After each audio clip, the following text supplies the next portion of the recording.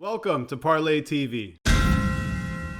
Plenty of things look easy at first. Skydiving, lion taming. From the comfort of your armchair, all sorts of risks look easy as Cristiano Ronaldo, Diogo Jota, and Bruno Fernandes literally blew Russia off the park in a clinical display of attacking football. Wow. Sorry, what did you say, Kobe? Wow, bro. Let's break it down. I am Pat Mayo, and I'm here to give you the best pick at the top of the board, the best bet, if you will. So I'm going to go with just under 25 for Middleton here.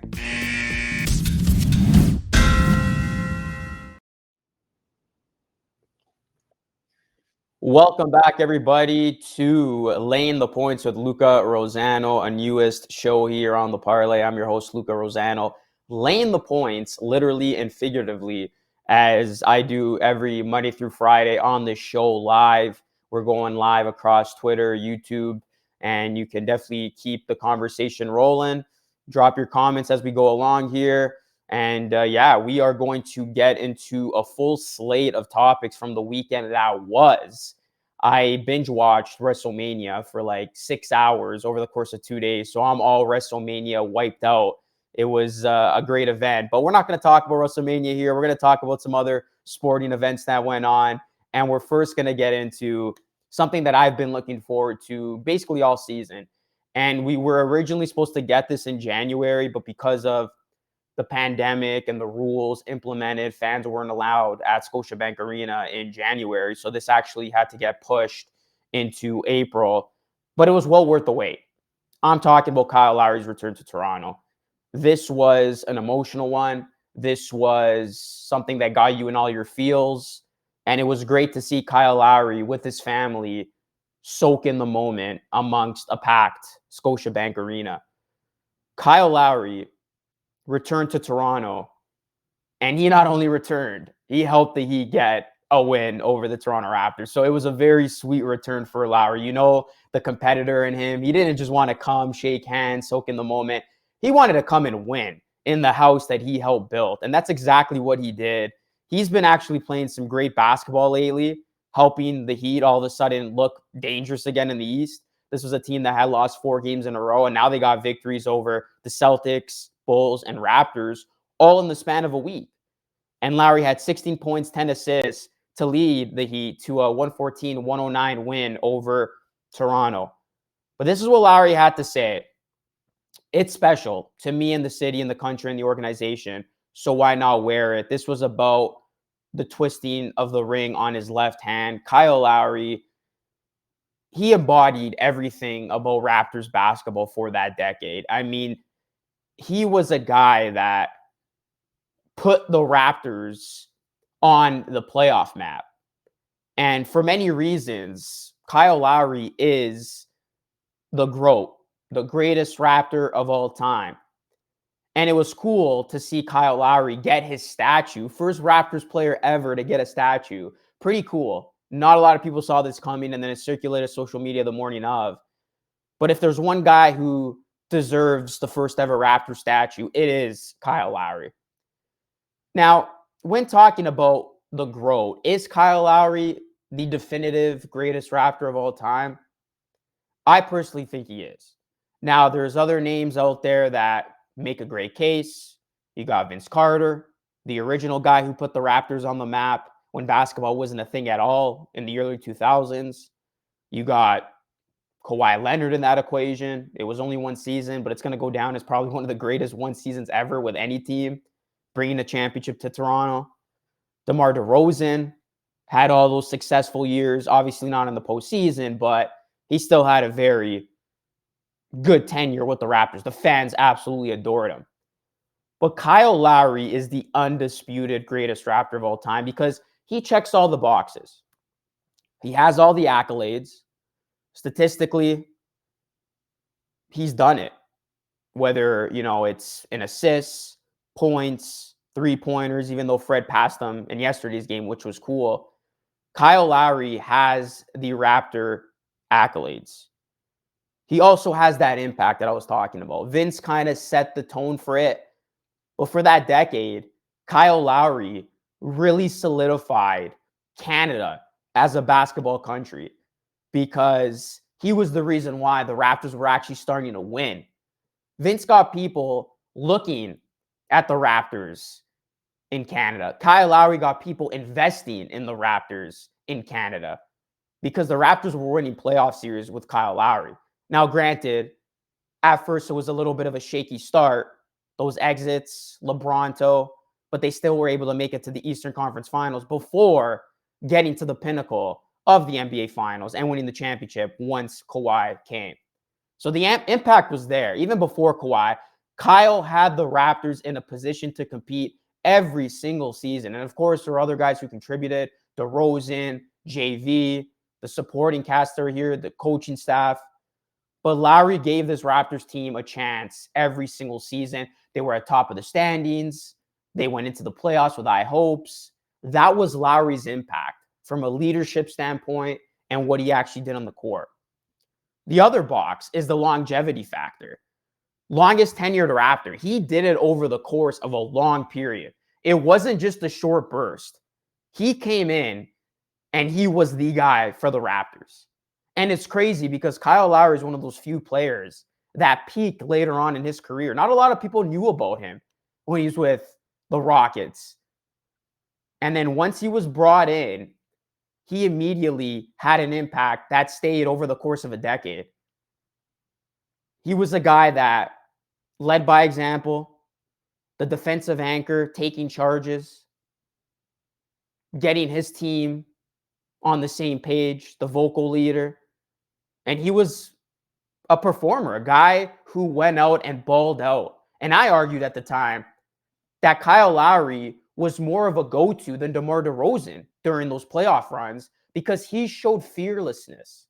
He showed that he belonged. He never backed down from anything. Yes, he had his off games, but Kyle Lowry came right back at you the next game, ready to go. He did not let his performances phase him, whereas DeRozan, you can make an argument that that was the case in a lot of the instances where DeRozan did have a game that lingered to 2 bad games, to 3 bad games. Kyle Lowry, he turned it around. He did not let things phase him, and that led to his inevitable success with the Toronto Raptors.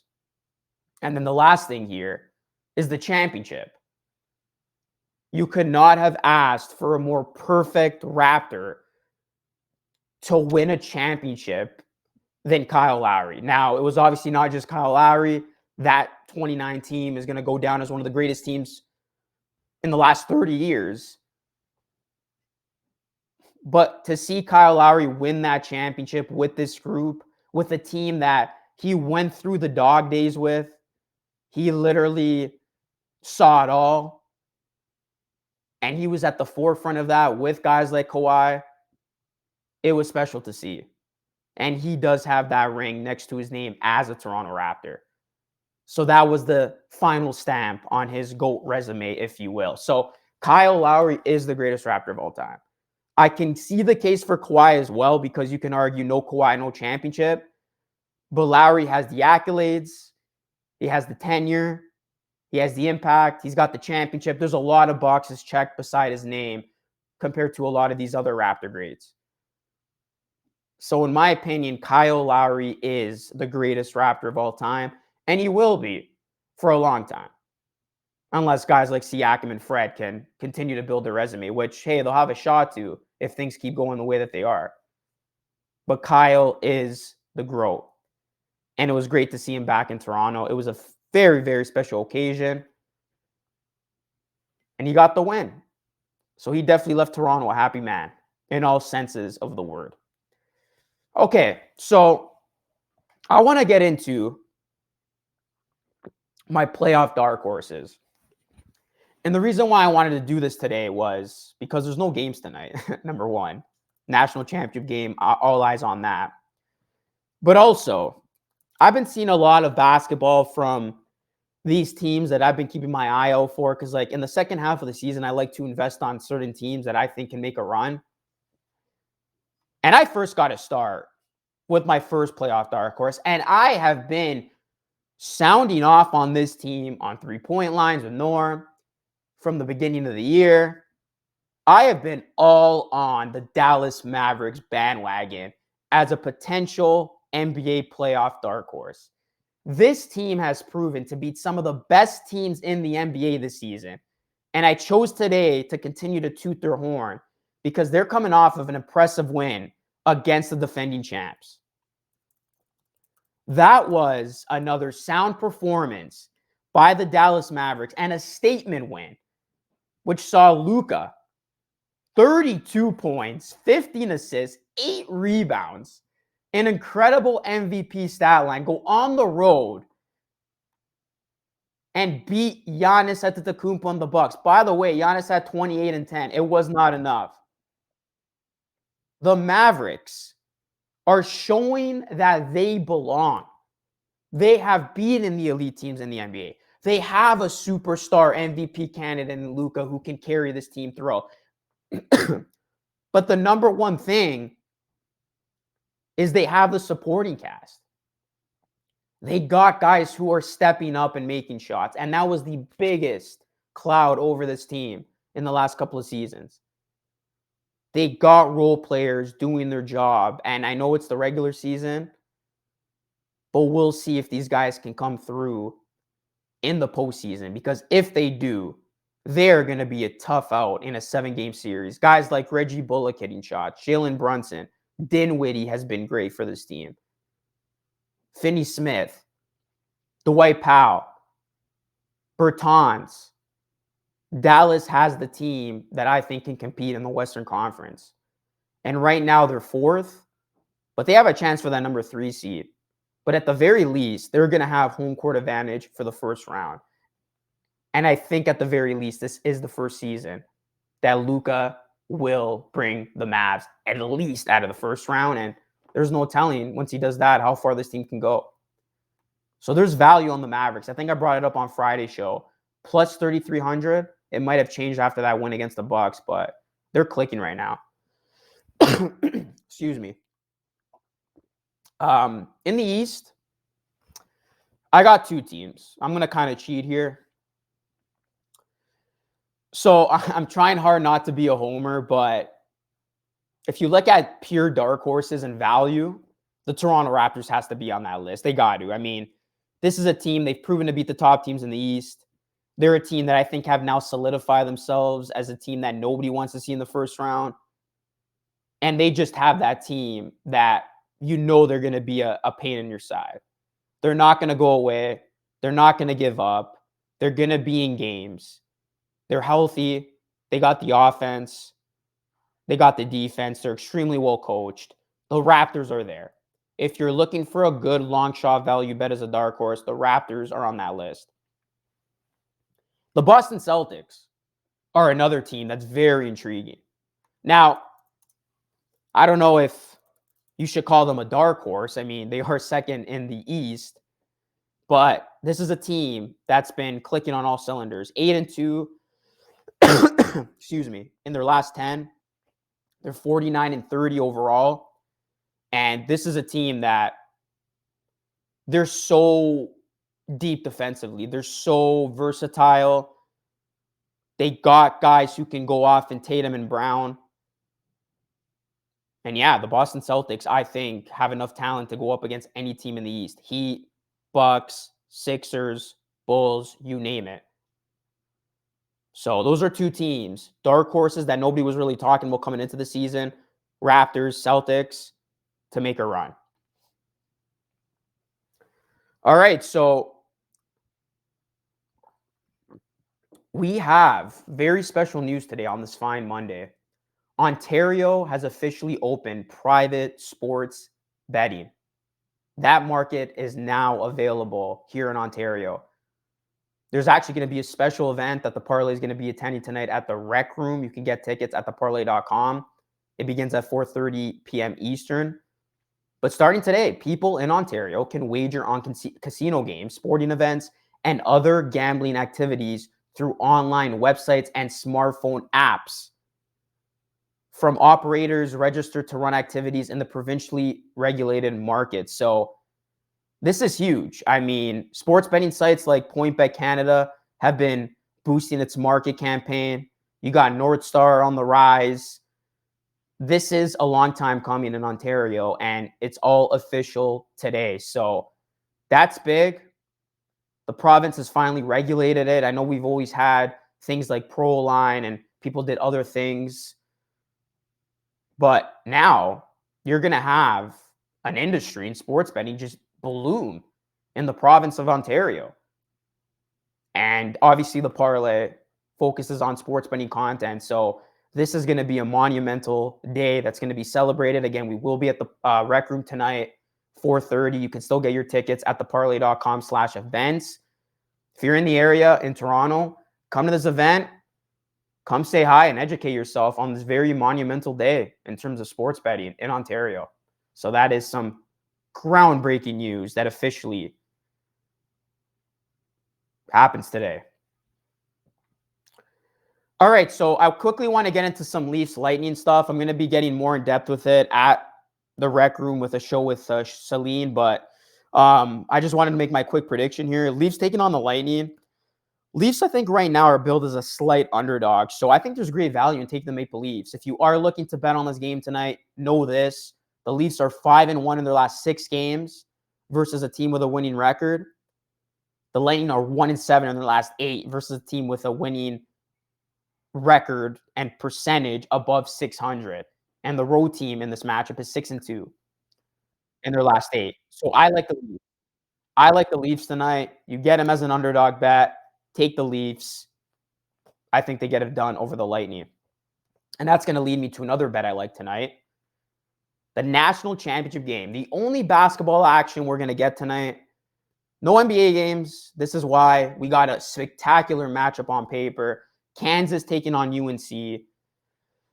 You look at these two teams. They've met 11 times since 1957. North Carolina holds a 6-5 edge.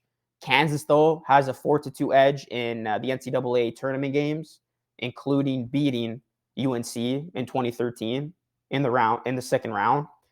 But this is a huge opportunity for UNC. They can become the second 8 seed ever to win the national championship. And Hubert Davis could become the first head coach since Steve Fisher to win the national championship game in his first season on the job. And you look at the Tar Heels, they were 100-1 to win the tournament. And they're 1 win away from doing it. So where am I going with this? I like the Tar Heels tonight. I think at the very least, if they don't win, they cover that spread of +4, which it doesn't seem like it's a big spread. But in these types of games that go down to the wire, you want to take every point you can get. And the Tar Heels got gamers, man. They got Caleb Love, who had 28 the other night, RJ Davis, Brady Manick. We'll see how we'll see what the health is of their team going into this one because they're a little bit hobbled. But the Tar Heels have enough talent to match the versatility, experience, and depth of Kansas. Now, the key in this game is going to be foul trouble. Because UNC plays such a short lineup, if they get into early foul trouble to their stars, then this could be one-sided. But if they can avoid foul trouble, they're going to have a shot to win this at the end. They got the size, they got the defense, and they have proven to be top seed after top seed all tournament long. Not to mention, they retired Coach K in the Final Four, which was a spectacle on Saturday night. This team has nothing to lose at this point. They're hungry. They play with swagger. They got big-time players. I'm backing UNC tonight +4. And if you're feeling extra risky, take them on the money line. I think there's great value there as well. I think they will cap off this this monumental run by beating a very good Jayhawks team that has shown virtually no flaws this tournament. So that's saying something. All right, so that is going to conclude today's show of laying the points with Luca Rosano. I'm laying the points. Well, actually, I didn't lay any points today. I'm taking underdogs. That's probably going to happen a lot since I do like taking the points. But I laid the points about why Kyle Lowry is the GROAT. Gave you some of my playoff dark horses. Give you some picks tonight. So take those with a grain of salt. And before we wrap up here, I just want to say that the Parlay is hosting a very special event on Wednesday. You can join 3-time NBA champ and former Toronto Raptor Danny Green, who will finally get his championship ring, his Raptors championship ring, and Harrison Stanford, for a very special edition of Inside the Green Room, live at the Rec Room, April 6th. You could get tickets at theparlay.com/events. It's going to be a great event. Parlay hosting a ton of live events. You definitely don't want to miss them. Keep yourself updated on Twitter at The Parlay, YouTube, their website, theparlay.com, and you can definitely attend their events. There's going to be a ton of them, especially with things starting to open up again. So again, get tickets at theparlay.com/events for that event on April 6th. And you can still get tickets for tonight's event, which will start around 4:30 p.m. Eastern. The Parlay team will be there, myself included. So looking forward to that as well. That's going to conclude today's show. Hope you enjoyed it. You can watch this on YouTube. You can listen to this on Apple iTunes, Apple Podcasts. You can follow us across all social media platforms, Instagram, Twitter, Facebook, you name it. This is Luca Rosano of Layin the Points, signing off, and I'll catch you all again tomorrow live on the show. Take care, everyone.